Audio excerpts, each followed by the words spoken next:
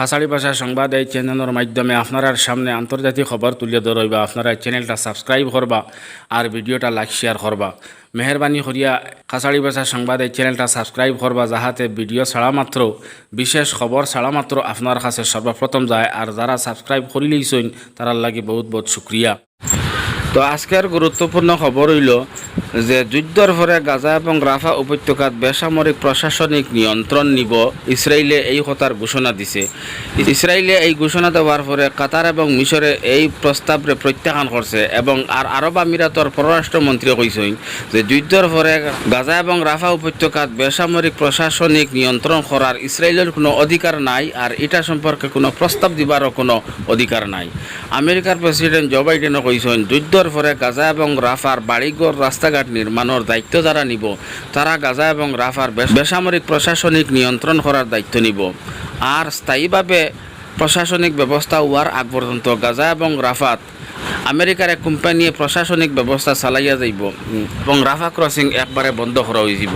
হামাসে এটা সব শুনার পরে তারা জবাব দিয়েছেন যে এখন হামাস মুজাহিদিন হলে জেলা ইসরায়েলের গাদ্দার হলরে কঠোরভাবে জবাব দিতরা এবং মুখোমুখি হামলা করিয়া যাইতরা ওলা যারা গাজা এবং রাফাত বেসামরিক প্রশাসনিক নিয়ন্ত্রণ করা তাইবা ওলা তারারে জবাব দেব হইব। আর মরার আগ পর্যন্ত তারা ইয়াদ থাকবো যে গাজা এবং রাফাত প্রশাসনিক নিয়ন্ত্রণও গেলে কিতা হয়।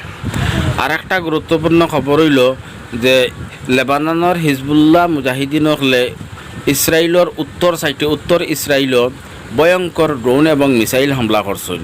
এই হামলার করার কারণে ইসরায়েলের অনেক সেনা হতাহত হয়েছেন। খুদ ইসরায়েলের সেনায় স্বীকার পাইছেন যে হিজবুল্লাহর এই হামলার কারণে আমরা অনেক সেনা হতাহত হয়েছেন। আর হিজবুল্লাহ কইতে আমরা ইসরায়েলের 2টা নতুন সেনাঘাটি টার্গেট করিয়া হামলাটা করছি।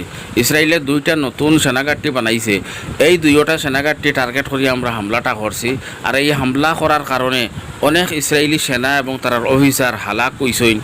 আর হামলাটা ও সময় করছি যখন ইসরায়েলের সেনা আরাম কতরা আরাম করার সময় আমরা হামলাটা করছি। তো 7 অক্টোবর থেকে এখন পর্যন্ত ইসরায়েলিয়া গাজার মধ্যে হামলা করি আর এখন রাফার মধ্যে হামলা শুরু করছে।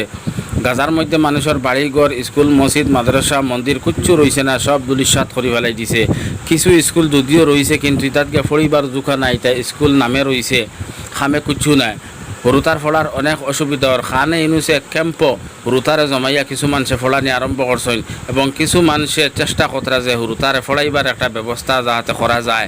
তো রিপোর্টের মধ্যে হওয়ার প্রায় 75.5% স্কুল ধ্বংস করে ফেলাই দিছে আর সামান্য স্কুল বাকি রয়েছে, কিন্তু ইদাত গিয়ে ছাত্র বইয়া ফলিবার জোকা রয়েছে না।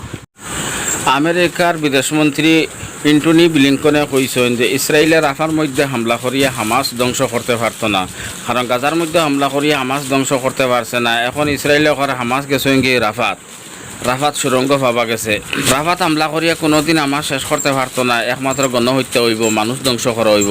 গতিকে ইসরায়েলে রাফার মধ্যে হামলা করা বন্ধ করা হোক আর হামাসরে কিলা শেষ করা যায় ওটার নতুন পদক্ষেপ নেওক, মানুষ হত্যা না করিয়া। গতিকে রাফার মধ্যে হামলা বন্ধ করুক।